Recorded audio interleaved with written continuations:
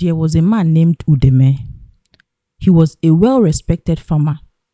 He was very popular in the village for his kind heart and soft nature. Udeme loved and respected people around him. He had a best friend, Itoro. Both friends have been through thick and thin right from their childhood, and people practically saw Udeme and Itoro as brothers because of how close they were. Meanwhile, Itoro was a hunter. The two great friends were trusted by the king to always deliver farm produce and meat for his entire household. Now, Udeme was very comfortable and could afford anything at this point in his life. So he felt that it was time for him to settle down and have an amazing family. He had a lot of ladies flocking around him, but he never had anything to do with those ladies. Instead, Itoro, who felt that Udeme was not taking his chances on the numerous ladies, decided to help him out. Itoro was known for his promiscuity in the village with the ladies who were flocking around his best friend Udeme. So, during the search for the perfect woman, Udeme didn't find any woman in their village attractive. Then he journeyed to the next village where he finally met a beautiful woman named Idara. Idara was the daughter of one of the chiefs in that village, and Udeme met the family and asked for the hands of their daughter in marriage, and they accepted after they had gone to Udeme's village to ask about him. 2 weeks later, Udeme, Itoro, and his kinsmen went to Idara's village for their marriage ceremony. After the wedding was over, they set out for Udeme's village as newly married. Udeme loved Idara so much, but on the other hand, Idara did not have much time to really know Udeme so well, but she had to accept his marriage proposal because her friends were getting married and she didn't want to be left behind alone in her father's house. As time went on, Udeme tried to show Idara how much he loved her in so many ways. She loved his gestures and kind heart, but she seemed drawn to Itoro, Udeme's best friend. Itoro, being very promiscuous, he quickly understood the green light Idara was passing at him, and for once, he did not stop to have a rethink on how he could hurt his friend if he goes further to have a secret affair with his wife. Whenever Udeme goes to the farm, Itoro would leave his hunting business and quickly go to a secret hideout to meet Idara. After a long while, some villagers started suspecting the two lovers, but they did not say a word of it to Udeme since they were not sure. Months passed and the two lovers were still secretly meeting. While at home, Idara's love for her husband was going down by the day. Udeme was so kind-hearted that he never suspected his wife and his best friend. Even as Idara was withdrawing from him, he still tried to shower her with so much love and care, but he was not still meeting up. Then on one fateful day, Idara came to Udeme and broke the news of her pregnancy to him. He was so overjoyed that he quickly shared the news to Itoro.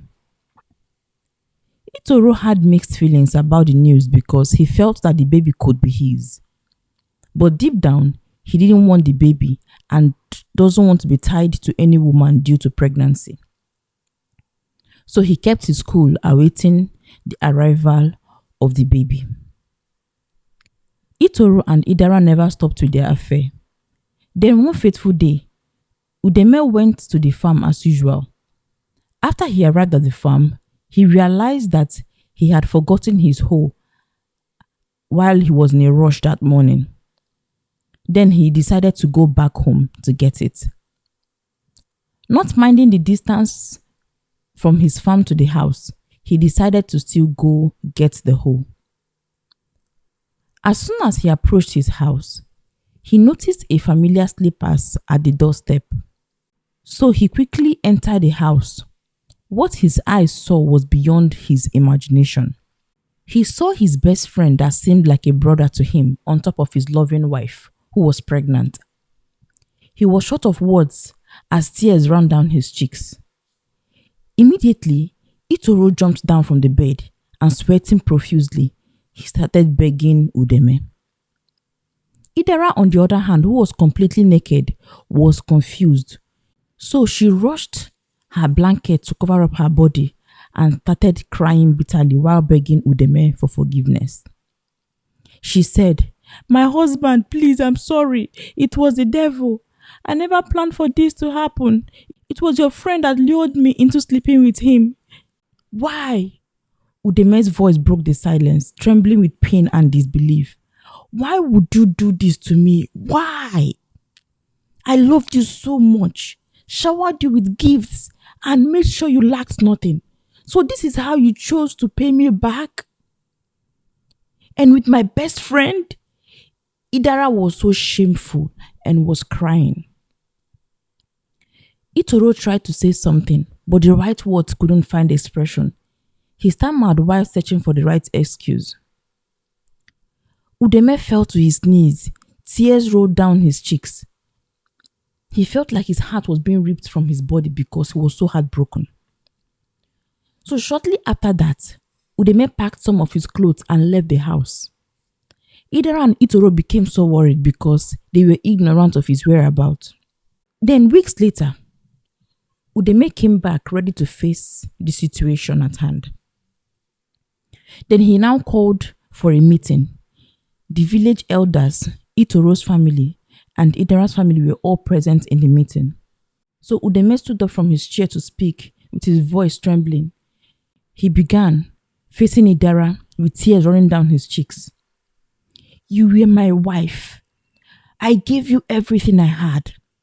I made sure you lacked nothing. I loved you to a fault, and yet it was not enough for you." Then he turned to Itoro, he added, "And you, my brother, my best friend, how could you? What did I do wrong to you that made me deserve this kind of betrayal? You have not only betrayed me, but you also dishonored yourself." The elders listened to everything Udeme told them, and neither Idara nor Itoro were able to defend themselves. They were too ashamed to even lift up their heads. So after much deliberations between the elders and their families, they made a decree that Itoro and Idara would be banished from their village because their actions had brought shame to their community. Idara, who was pregnant, cried bitterly, begging Udeme for forgiveness, but Udeme didn't listen to her plea, not minding that the baby in her womb could be his. Later that evening, the whole village stood watching Itoro and Idara as they left the village with their heads bowed in shame. Itoro was already very upset and transferred aggression on pregnant Idara. He never wanted to be tied down to any woman because of pregnancy, so he started resenting Idara.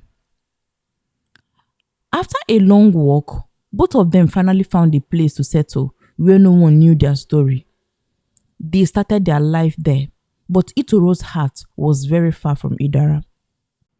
Months later, Idara gave birth to a handsome baby boy who was the complete replica of his father Itoro.